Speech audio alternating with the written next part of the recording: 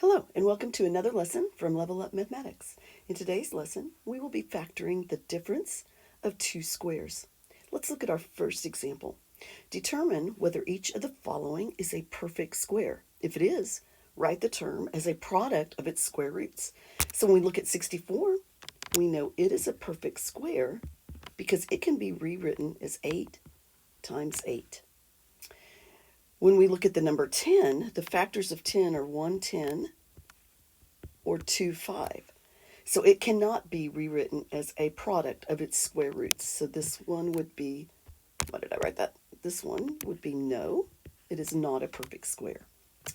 49m squared. Well, that's a yes, because it can be rewritten as 7m times 7m, which would be 49m squared when we multiply it out. 9x cubed. Now we know 9 is a perfect square, but x cubed is not a perfect square. So this one would be no. And 25x to the fourth. This would be yes, because we could write it as 5x squared times 5x squared. Now, when we're factoring a difference of two squares, we need to make a definition here of what exactly is a difference of two squares. When two perfect squares are separated by a subtraction symbol, the expression is called a difference of two squares. To factor a difference of two squares, we use the rule a squared minus b squared is equal to a plus b times a minus b. Now, in reality, it doesn't matter if the a minus b comes first or the a plus b comes first, as long as they're both there. So when we look at an example, like example 2, we first want to determine whether each of the following is a difference of two perfect squares. If it is, we'll factor the expression using the pattern above. So to decide if it's a difference of two perfect squares, we first look to see if there's a subtraction symbol. So in problem A, we do have a subtraction symbol. Now we decide, are the two terms both perfect squares? So I could take x squared and take the square root of it and get x. My b term would be the square root of 36, which is 6. So since I can write x squared as x times x, and 36 can be written as 6 times 6, we know it's a difference of two perfect squares. So I can factor it using this pattern, x plus 6, x minus 6. All right, problem B, 1 minus 49x squared. So our a term would be 1, because the square root of 1 is 1. And our b term would be 7x, because the square root of 49x squared is 7x. So my factors would be 1 plus 7x, 1 minus 7x. All right, problem C. The square root of x squared is x, so our a term is x. But for b, we have a problem because the square root of 10 is not a perfect square. So this problem is not a difference of two perfect squares. So we would say that this one is prime. We cannot factor it using the pattern. All right, problem D. Our a term, the square root of 25x squared would be 5x. The b term, the square root of 144, is 12. So our factors would be 5x plus 12, 5x minus 12.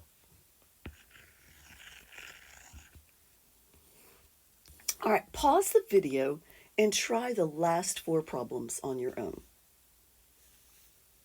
All right, welcome back. Let's see how you did. On problem E, I said the a term was 9x squared and the b term was 8. And my factors were 9x squared plus 8 and 9x squared minus 8.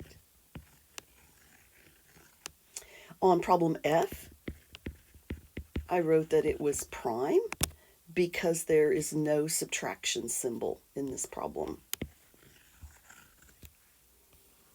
All right, in problem G, I said that the A term was 10x and the B term was 3, and my factors were 10x plus 3 and 10x minus 3. Problem H, you may be tempted to write prime on this one, but this problem can actually be rearranged so that the 9x squared goes first and the minus 49 goes second. And then I would know that the A term is 3x, the B term is 7. So my factors are 3x plus 7 times 3x minus 7. All right. If you got any of those wrong, pause the video at this time and make your corrections before moving on to example 3. All right, in example 3, it's very common when you see problems, polynomials with two terms, that when you first glance at them, they don't look like a difference of two perfect squares because the terms may not be perfect squares. But a lot of times there's a common factor there that if you divide out the common factor, you'll obtain perfect squares. So let me show you what I mean. In problem A, we have 2n squared minus 72. Now, neither of those terms are perfect squares, but I do notice since they're both even, they have a greatest common factor of 2. So watch what happens when I divide out a 2. 2n squared divided by 2 gives me n squared. 72 divided by 2 gives me 36. Now, if you look at the parentheses, those are both perfect squares. So I could factor that as n plus 6, n minus 6. So again, sometimes taking out the perfect square will create a taking out the greatest common factor will produce those perfect squares you're looking for. So look at problem B. We have 18r squared minus 50. So again, these are both even. They have a greatest common factor of 2. So if I divide out a 2, 18r squared divided by 2 is 9r squared. 50 divided by 2 is 25. Now I can take the square root of both of those. The square root of 9r squared is 3r. The square root of 25 is 5. So I can use the pattern here. 2 times the quantity 3r plus 5, 3r minus 5. All right, problem C, 32x squared minus 18y squared. So again, I'm going to start off by taking out the greatest common factor of 2. So when I do that, 32x squared divided by 2 would give me 16x squared. 18y squared divided by 2 would give me 9y squared. Then I look at those terms and say, are they perfect squares? Well, the square root of 16x squared is 4x. The square root of 9y squared is 3y. So that means I can use the pattern. 2 times the quantity 4x plus 3y times the quantity 4x minus 3y. All right, problem D, 45r cubed minus 20r. So this time, our greatest common factor would be 5r. So if I divide 45r cubed by 5r, I would get 9r squared. If I divide 20r by 5r, I would get minus 4.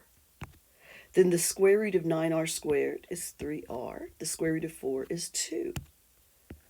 So 5r times the quantity 3r plus 2, 3r minus 2. All right, pause the video and try the last 4 problems on your own. All right, welcome back. Let's see how you did. In problem E, I took out the greatest common factor, which was 4x. And that gave me 25x squared minus 9. And then I factored that to be 5x plus 3,